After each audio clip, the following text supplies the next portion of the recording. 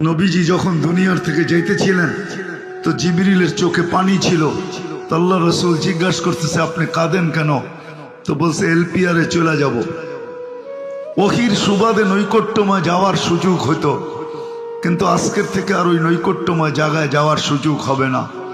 কেননা ওহি আনার প্রয়োজনও হবে না। আপনিই তো সর্বশেষ নবী, নবুয়তের ঘরের তালা আপনি। খাতামুন নবিয়িন মানি নবুয়তের ঘরের তালা, সিলগালা।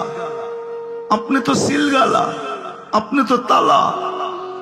কেউ বাহিরও হবে না, কেউ ঢুকবেও না।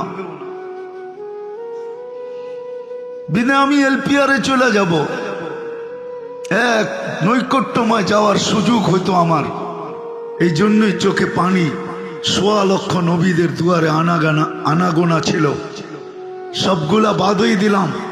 আপনার মতো সৃষ্টির সর্দার, সৃষ্টির রাজা, দুজাহানের বাদশাহ, কিয়ামতের মাঠের রাজা, আপনার দরবারে আনাগোনা ছিল। প্রাপ্ত বয়স্ক থেকে নিয়ে এই ৬৩ বছর বয়স পর্যন্ত আমি আপনার পাশে পাশে ছিলাম। আর সত্য এটাই, আল্লাহ রসুল যেদিন জন্ম নেন ওদিন মিকাইল আলাইহিস সালামকে আল্লাহ বডিগার্ড হিসাবে নির্ধারণ করেন। যেদিন আল্লাহ রসুল প্রাপ্ত বয়স্ক হন তো জিবরিল আলাইহিস সালামকে আল্লাহ অ্যাড করেন যে তোমরা আমার বন্ধুকে পাহারা দিবে দুইজন। বিদায় আজকে মনের ব্যথায় চোখে পানি। এখন তো আর ওনার ওহি আনতে হয় না। ডেড সি তো বাংলাদেশে না, ডেড সি তো ইসরায়েলে। আমি তো নিজে চোখে দেখা আসছি। 5 কিলোমিটার চওড়া, 100 কিলোমিটার লম্বা, 2.5 কিলোমিটার চওড়া, 100 কিলোমিটার লম্বা ইসরায়েলের আন্ডারে, আর 2.5 কিলোমিটার চওড়া, 100 কিলোমিটার লম্বা জর্ডানের আন্ডারে। জিবরিল আলাইহিস সালাম তো পরের খোঁচা দিয়েই বানাইছেন। হাদিস তো এটাই বলে। আল্লাহ রসুল জিজ্ঞাসা করছিলেন, আপনার শক্তি কত? কারণ মা জাররাবতু, কোনদিন কুস্তি লইরা দেখি নাই শক্তি কত। কিন্তু আপনাকে আমি তথ্য দিতে পারি, একটা পরের কোণার, আমার একটা ডানার কোণার শক্তি কতটুকু বলতে পারি। ইস্তামালতু লিকওমিন, আমি এক জাতির জন্য ব্যবহার করছি। আখাযতু মিনাল আরদ, জমিন সহ উঠায় নিছি।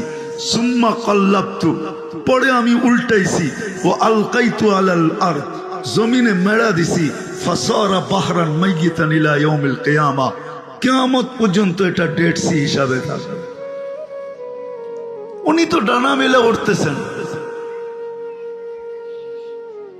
আরেকটা প্রশ্ন আল্লাহকে করি, দেখি আপনাদের বিবেকে ধরে কিনা, তারপরে আমি আসল কথায় চলে যাব আর গুছায় নিয়ে আসবো। কোরআন বলে, ওয়ালা ইয়ালামু জুনুদা রাব্বি ইল্লা হু, আল্লাহর সৈনিকের সংখ্যা আল্লাহ ছাড়া কেউ জানে না। কোরআন তো ভুল বললাম? আল্লাহর সৈনিকের সংখ্যা আল্লাহ ছাড়া কেউ জানে না। প্রকারও আল্লাহ ছাড়া কেউ জানে না যে কয় প্রকারের সৈনিক। আমাদের দেশে প্রকার জানা যায়, সেনাবাহিনী, বিমান বাহিনী, নৌবাহিনী, আনসার, ডিজিপি, পুলিশ, র্যাব, এরকম হাতের করে গণা কয়েকটা, ঠিক না? কিন্তু আল্লাহটা কত প্রকার জানা তো যায় না। আল্লাহকে যদি প্রশ্ন করি, আল্লাহ আমরাই তো শেষ উম্মত, আমাদের নবীজি তো শেষ নবী, আর কোন নবী আসবে না। সত্য এটাই। হ্যাঁ, আল্লাহ রসুল বলছে, ইয়াতুনা দাজ্জালুন কাযযাবুন কুল্লুহুম ইয়াদদাই আন্নাহু নাবিয়্যুন। হ্যাঁ, 22 নম্বর অনেক আসবে। 22 নম্বর বোঝেন? আরে 2 নম্বরে 22 নম্বর বানাইলাম আর কি। 2 নম্বর বহুত আসবে, কিন্তু আমি সর্বশেষ নবী। এই জন্য কোরআনে আল্লাহ আমাদের একটা উসুল দিছেন। উসুল বোঝেন? নিয়ম, পদ্ধতি। যে কেউ যদি নবুয়তি দাবি করে, তাহলে তুমি তার কাছ থেকে 2টা জিনিস জিজ্ঞাসা করো। কেননা আল্লাহ 2টা সেমিনার করছেন। কয়টা? একটা সেমিনারে আমরা সবাই ছিলাম। আল্লাহর ওটা ছিল প্রশ্ন উত্তরের সেমিনার। আল্লাহর প্রশ্ন ছিল, আলাস্তু বিরাব্বিকুম, আমি কি তোমাদের রব নই? তো ওইখানে জবাব ছিল, প্রশ্ন ছিল আর জবাব ছিল, এতটুকু সেমিনার শেষ। আমরা সবাই জবাব দিছি, বলা আপনি আমাদের রব। সেমিনার শেষ। আরেকটা সেমিনার ছিল যেখানে আমরা ছিলাম না। ওয়াইদ আখাযাল্লাহু মিসাকান নাবিয়্যিন, কুরআন বলে ওইখানে নবী রাসূলরা ছিলেন, বক্তা আল্লাহ ছিলেন। আলোচ্য বিষয় দুটা ছিল, আমাদের নবীর শান আর আমাদের নবীজির পক্ষে অঙ্গীকার। আল্লাহ প্রশ্ন করছেন,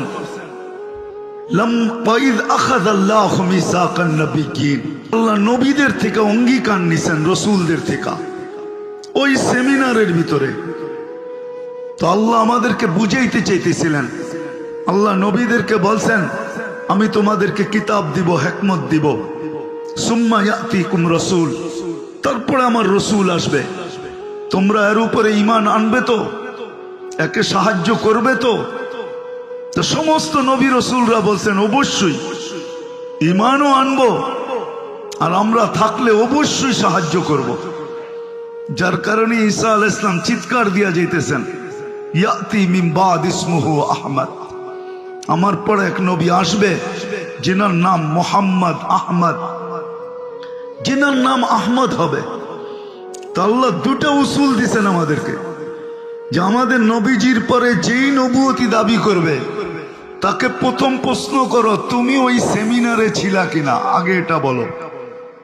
মনে হয় বুঝাইতে পারি নাই, তুমি ওই সেমিনারে ছিলা কিনা। দ্বিতীয় ওর কাছ থেকে বলো যে তুমি যে নবী, ওই কাগজটা দাও, কেননা ওই আয়াতের ভিতরে আছে সুম্মা ইয়াতিকুম রাসূল, আমার রসুল আসবে, মুসাদ্দিকুল লিমা মাআকুম, তোমরা যা নিয়া যাইতেছ, তোমাদেরকে যে আমি নবী রসুল বানাইলাম, প্রত্যেকটার ভিতরে সত্তায়িতের সিগনেচার আমার বন্ধুর থাকবে। মনে হয় বুঝাইতে পারি নাই, সত্তায়িতের সিগনেচার আমার বন্ধুর থাকবে। কুরআন বলে মুসাদ্দিকুল লিমা মাআকুম, তোমাদের সাথে যা আছে এটাকে সত্যায়িত করবে আমার বন্ধু। বিদায় তোমাদের কাছে যদি কেউ আসে যে নবী হিসাবে, তো প্রথম প্রশ্ন করো একে যে তুমি ওই সম্মিলনে ছিলা কিনা।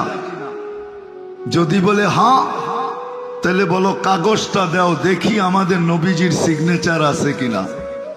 আর এই দুইটা কোনোদিন কেউ একসাথে করতে পারবে না, কিয়ামতের সকাল পর্যন্ত দুইটা একসাথে কেউ করতে পারবে না। তাইলেই বোঝা যাবে যে এটা 22 নম্বর, এটা 2 নম্বর। আল্লাহ আমাদেরকে বিবেকভাবে এক সূক্ষ্ম দলিল দিয়া দিছেন। যা হোক, যেটা আমি বুঝাইতে চেয়েছিলাম, যে আল্লাহকে যদি প্রশ্ন করি, আল্লাহ আমাদের নবীজির পরে তো আর কোনো নবী নাই, আমাদের পরে কোনো উম্মত নাই, আপনি এত সৈনিক রেখা করবেন তো করবেন কি, কোথায় কাজে লাগাবেন? আপনি নিজেই তো বলতেছেন আপনি সৈনিকের সংখ্যা আপনি ব্যতীত কেউ জানে না, প্রকারও কেউ জানে না, তো এটা কোন কাজে লাগাবেন? প্রশ্ন আসে কি আসে না? হ্যাঁ, আসল জায়গায় আমি চলে আসছি। মেরে দোস্ত, আজকে আমাদের এই নির্যাতিত হওয়ার সবচেয়ে বড় কারণ, যেটা দুটা কারণ আমার কাছে। রাগ হয়ে যাবে যুবকরা, একজন যুবক এখানে নাই, যারা দাঁড়ায় আছে বা বসে আছে ভিতরে, বা যারা আমার শুনতেছে, আজ পর্যন্ত এই এলাকায় যতদূর আওয়াজ যাইতেছে, যে আজ পর্যন্ত চুল কাটছে, একবারও সেলুনে যা বলা তো দূরের কথা, মনে মনে এই নিয়ত করা কখনো যায় না, মনে মনে যে আমি আজকের চুলটা আমার নবীর আদর্শ মতো কাটবো, বা কোরআনের আলোকে কাটবো। কোরআন বলে মুকাসসিরিন মুহাল্লিকিনা রুউসাকুম ওয়া মুকাসসিরিন, কোরআনের আলোকে কাটবো বা আমি নবীর আদর্শে কাটবো। একজনও আমাকে হাত উঠায় বলতে পারবে না যে আমি মনে মনে নিয়ত করে গেছি।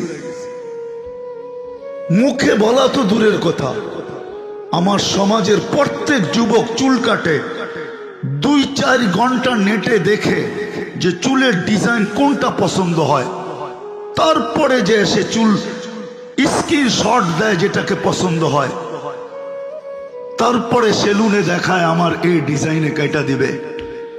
পয়সা নিয়ে কোনো কথা নাই, পয়সা যা লাগবে তা দিব, কিন্তু ডিজাইন এটা হওয়া চাই। পায়ে হাত রাখি বলুক যুবকরা, সে নেটে দেখা চুল কাটে কি কাটে না? বলুক আমাদের মা বোনরা, কয়জন এরকম আছে? এইখানে যতজনই দাঁড়ানো আছে বিয়ে করছে, বলুক বিয়ে তো একটা করলাম, আল্লাহর রসুল তো 11টা বিয়ে করছেন, আমি তো একটা করলাম। আমার মেয়ের বিয়ে, ছেলের বিয়ে, কোনোদিন কি জিজ্ঞাসা করছি আলেমদেরকে যে রসুল সাল্লাল্লাহু আলাইহি ওয়াসাল্লামের বিয়ের আদর্শ কি ছিল? আমি মেয়েকে তো একবারই জীবনে বিয়ে দিব, ছেলেকে তো একবারই করাবো। যদি প্রশ্ন করা হয় আপনি কেন এই আদর্শে কেন বিয়ে দিতে চান, শুধু বিয়েটা, বিয়ে পড়ানোটা এই আদর্শ মতো কেন করতে চান, অনুষ্ঠানটা কেন এই আদর্শ মতো করতে চান? তো বলতে তো পারতো যে আজকে দেখা না হোক, কিয়ামতের দিন দেখা হবে, তখন যেন আমি হাত পাতার সুযোগ পাই যে আমি কিচ্ছু তো করতে পারি নাই, ছেলেটার বিয়ে আপনার আদর্শ মতো হয়েছিল, আদর্শ মতো দিছিলাম, মেয়েটার বিয়ে আপনার আদর্শ মতো দিছিলাম, আমাকে কি দিবেন দেন না? যুবকও তো হাত পাততে পারতো যে আপনার স্টাইলে চুলটা কাটছি আর কিচ্ছু করতে পারি নাই, আমাকে কি দিবেন দেন না?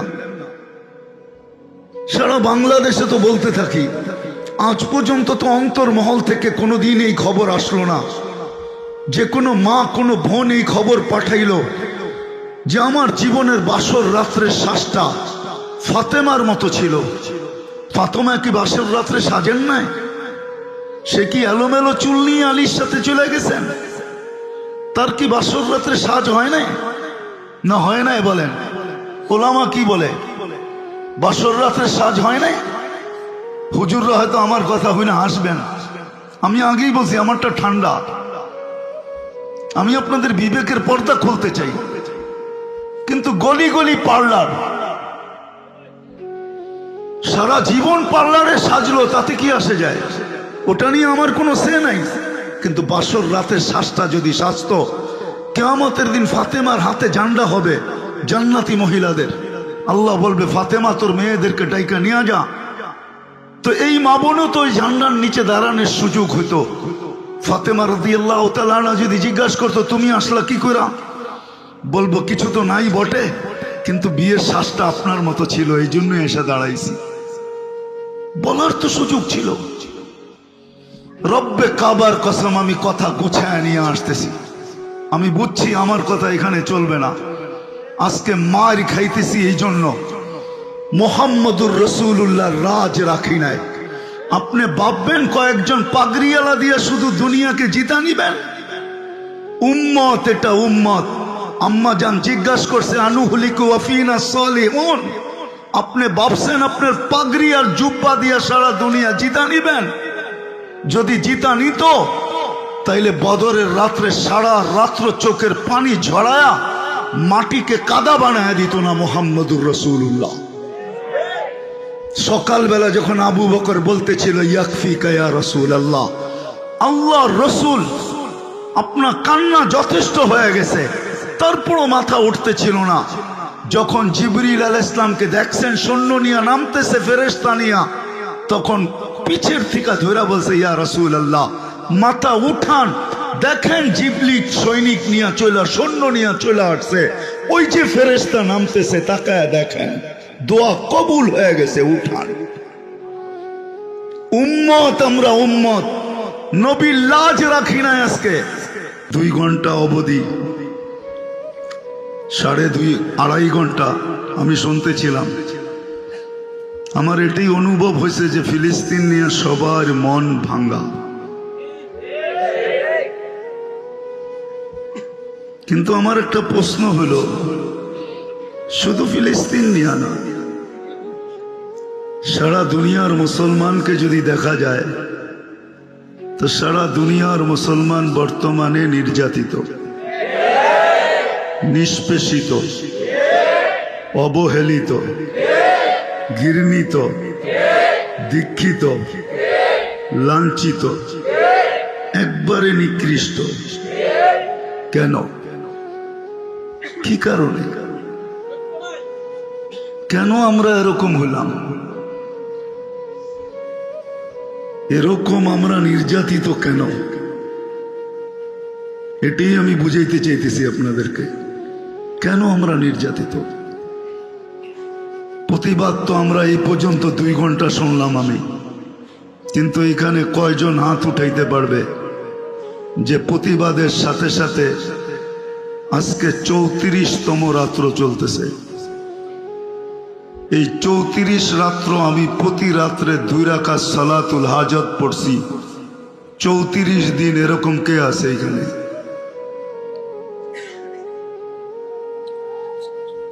একজনও নাই। অথচ কোরআনের হুকুম ছিল আস্তাইনু বিসসবরি ওয়াসসালাহ। প্রতিবাদের সাথে সাথে আমার কাছে সাহায্য চাও।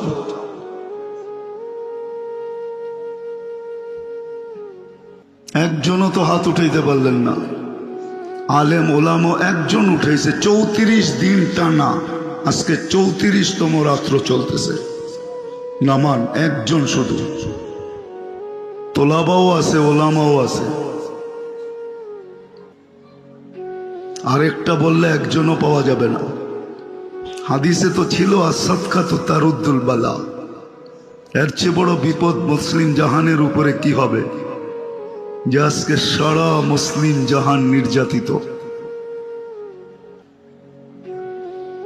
বাইতুল মুকাদ্দাস এখনো তালা দেওয়া। জুমার নামাজ হইলেও আজকে রাস্তায় হয়েছে, বাইতুল মুকাদ্দাসে হয়নি। একজনও এই 34 দিন 1 টাকা করে 34 টাকা সদকা দেয়। এটা কি নবীর শিক্ষা ছিল না? না ছিল না? বলেন আমাকে। যাক, একটা প্রমাণ হয়ে গেল যে আমরা শুধু প্রতিবাদী। আমি আসল কথা নিয়ে যাইতেছি। মুসলমান সারা দুনিয়ায় নির্যাতিত কেন? মুসলমান বলবো না, আমি উম্মতে মুহাম্মাদি। যে উম্মতকে আল্লাহ বিশেষ রহমত দ্বারা উম্মতে মুহাম্মাদির অন্তর্ভুক্ত করলেন। আমরা উম্মতে মুহাম্মাদি সদিচ্ছায় হই নাই। মুসলমানের ঘরে আমাদের অস্তিত্ব সদিচ্ছায় না। এটা মানতে হবে। আল্লাহর সবচেয়ে বড় রহমতে খাস, বিশেষ রহমত, ওটার মাধ্যমে মনে হয় নির্বাচিত হয়ে আমরা মুসলমানের ঘরে। অস্বীকার করতে পারবেন? এর চেয়ে বড় বিশেষ রহমত আমরা উম্মতে মুহাম্মাদি।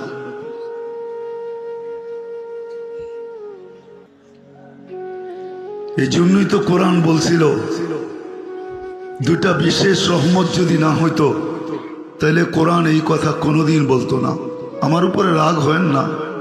আমি জানি গতকালকে কি বয়ান হয়েছে, আজকে সারাদিন কি হয়েছে আমার জানা আছে। 2.5 ঘন্টা পর্যন্ত তো আমি শুনতেছিলাম। কিন্তু আমার এই প্রশ্নের উপর আপনার রাগ হয় না। একটু বিবেক দিয়া ভাবেন, শুধু প্রতিবাদী হওয়া উচিত ছিল না আমাদের। সাথে সাথে আল্লাহর দরবারেও ধর্ণা দেওয়া দরকার ছিল। 2 রাকাত সালাতুল হাজত যদি পড়া বলতাম, মালিক প্রতিবাদ করতে পারি, করলাম, কিন্তু আসল মেসেজটা তোমাকে দিয়া দিলাম।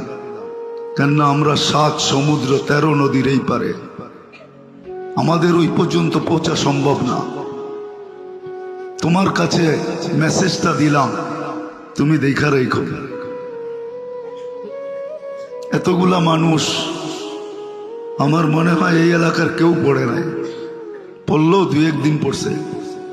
যে ওই পর্যন্ত পড়তে থাকবো, যেই পর্যন্ত সমাধান না হয়। যা হোক, যেটা আমি বুঝাইতে চাইতেছি, আমি একটা দিকে আপনাদেরকে নিয়ে যাইতে চাইতেছি। আল্লাহ করুক আজকে সবার বিবেকের পর্দা খোলো। আমি বিবেকের পর্দা খুলতে চাইতেছি। যতদিন পর্যন্ত বিবেকের পর্দা না খুলবে, ডুস খাইলে বলে হুশ হয়, চোর গেলে বুদ্ধি হয়। হুশ যতদিন পর্যন্ত না ফিরবে, বুদ্ধি যতদিন পর্যন্ত না আসবে, আমরা নির্যাতিত হইতেই থাকব। এতে কোনো সন্দেহ নেই। আমি নিয়ে যাইতেছি, আপনাদেরকে দেখাবো। আমি অল্প সময়ের ভিতরে কথাকে গুছায় নিব। আমার দিল যে ভাঙ্গা না এমন না, বা আমি যে বিরোধিতা করতেছি এমনও না। আমার দিলও ভাঙ্গা। ভাঙ্গা না হইলে এই কথাগুলা বাহির হতো না। আমার দিলটা আপনাদের মতোই ভাঙ্গা। রক্তক্ষরণ হইতেছে আমারও, যেমন আপনারা বলবেন আমাদের হইতেছে। এই জন্যই তো আমরা চিৎকার দিতেছি। আপনারা একভাবে চিৎকার দিতেছেন, আমি আরেকভাবে দিতেছি। সবার চিৎকারের ধরন যে এক হবে এমন না, ঠিক না? চিৎকারের ধরন ভিন্ন তো হইতে পারে। আমারটাও চিৎকারই। তো যেটা বুঝাইতেছিলাম, যে মুসলমানের ঘরে আল্লাহ আমাদেরকে অস্তিত্ব দিলেন, জন্ম দিলেন বিশেষ রহমতের মাধ্যমে, উম্মতে মুহাম্মদী বানাইলেন। কোরআন আমাদেরকে বোঝায় আনতুমুল আলাউনা। তারপরে কোরআন ঘোষণা দেয় আনতুমুল আলাউনা, তোমরা সবার উপরে থাকবে, তোমাদের উপরে আমি কাউকে উঠতে দিব না। কোরআন বলে উলাইকা লাহুমুল আমান, নিরাপত্তার চাদরে তোমাদেরকে আমি বেষ্টিত রাখবো।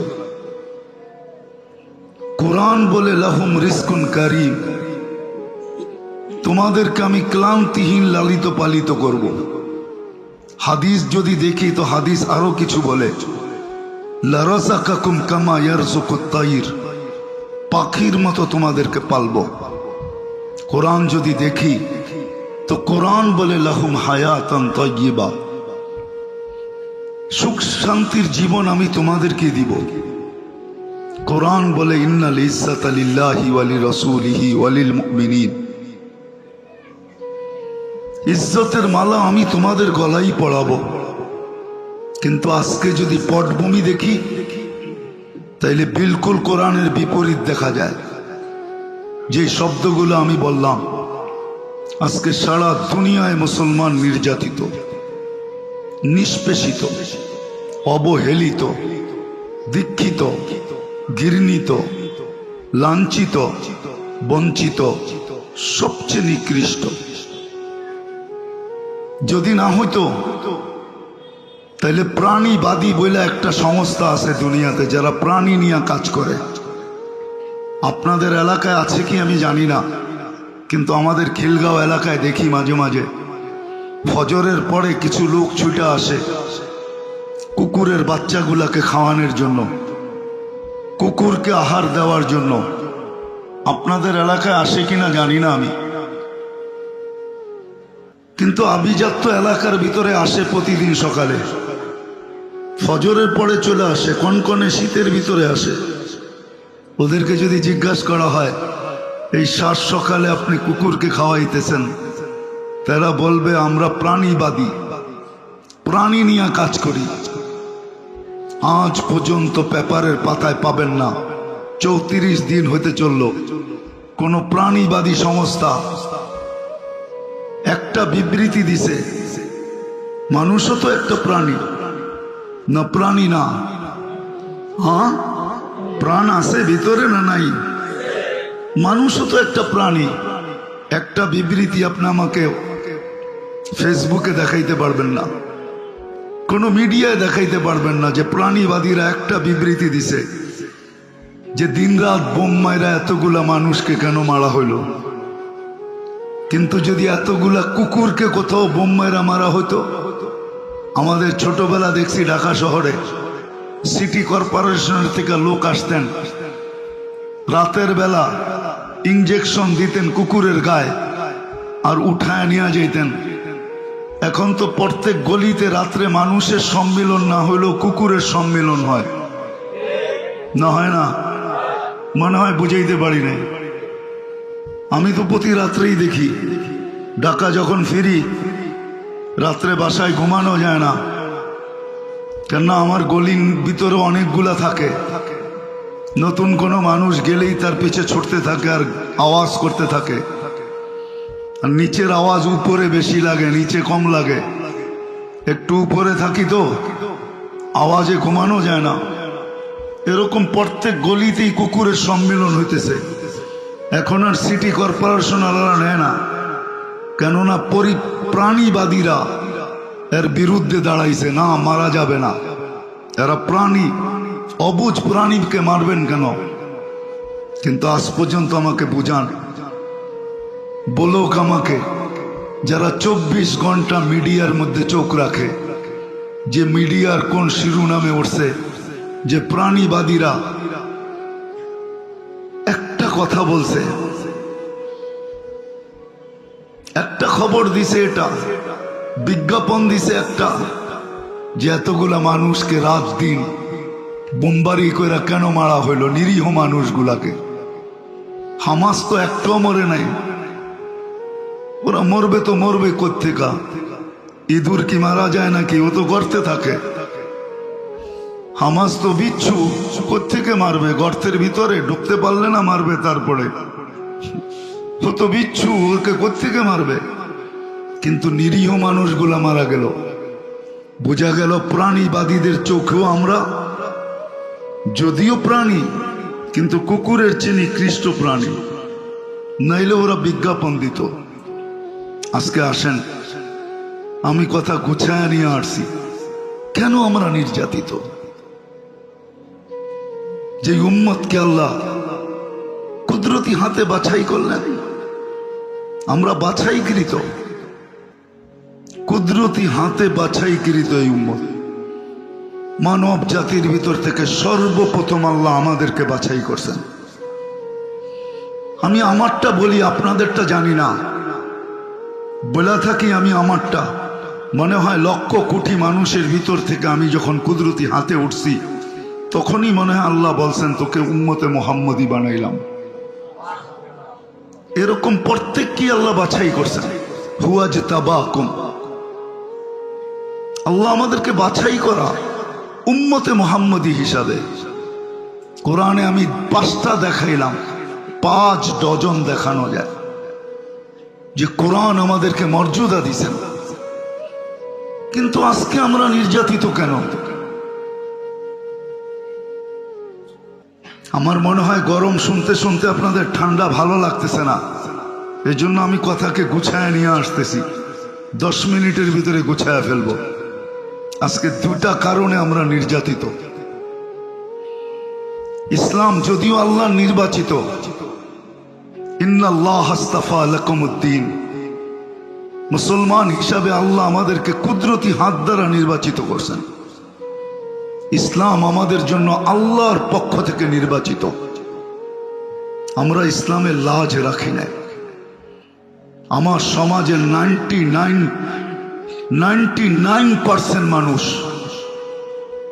যুবক বলেন আর নারী, যুবক বলেন আর যুবতী বলেন, পুরুষ বলেন আর নারী বলেন, শিক্ষিত বলেন আর অশিক্ষিত বলেন, সবাই আমরা গায়রুল মাগদুবি আলাইহিম ওয়ালাদ-দাল্লিন।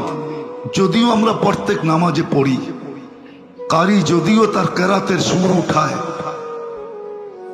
ইমাম সাহেব যদিও তার কেরাতকে বিভিন্ন অঙ্গি ভঙ্গিতে পড়তে চায়, কিন্তু আমরা শুধু মুখে বলি। কিন্তু গায়রুল মাগদুবি আলাইহিম ওয়ালাদ-দাল্লিন এর ইশকে আমরা মাতাল। ভালোবাসায় আমাদের এই মনটা ভরা। আমরা ইসলামের লাজ রাখি নাই, ইজ্জত রাখি নাই। ইসলামের ইজ্জত যদি আমরা রাখতাম, তাহলে আবাবিল ডানা মেলা কোনোদিন উঠতো না। আবাবিল আছে দুনিয়াতে না নাই? জানেন? যাই না বলতেছেন না? না যাই না? হজে গেছেন কেউ এখানে? কে হজে গেছেন? হাত উঠান তো। হজে গেছেন না?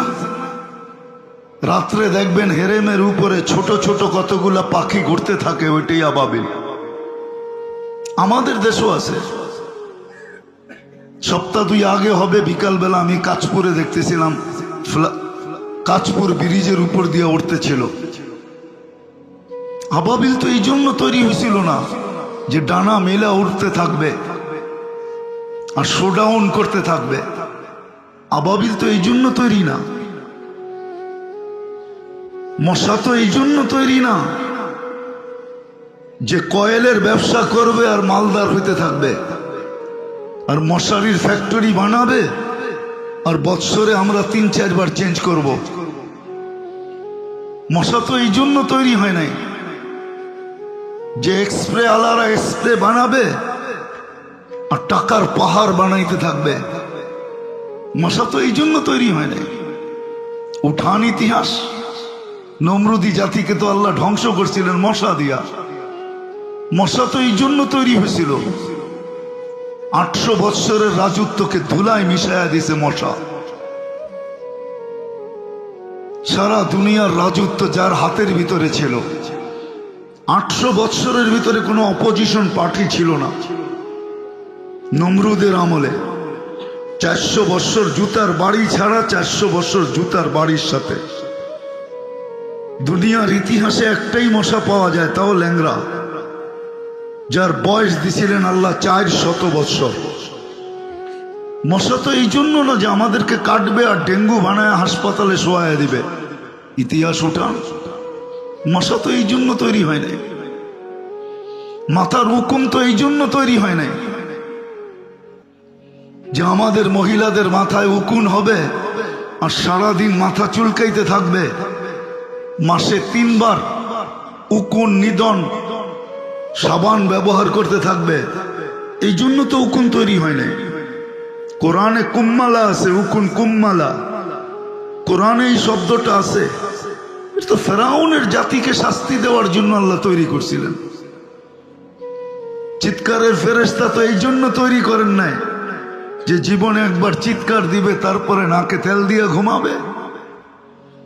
বাতাসের ফেরেশতা তো এই জন্য তৈরি করেন নাই যে কওমে আদকে খেজুর গাছের মতো শোয়া রেখা দিবে আর বাকি জীবন উদাসীন জীবন কাটাবে। জিবরিল তো এই জন্য তৈরি হয় নাই যে ডানা মেলা আকাশে উঠতে থাকবে।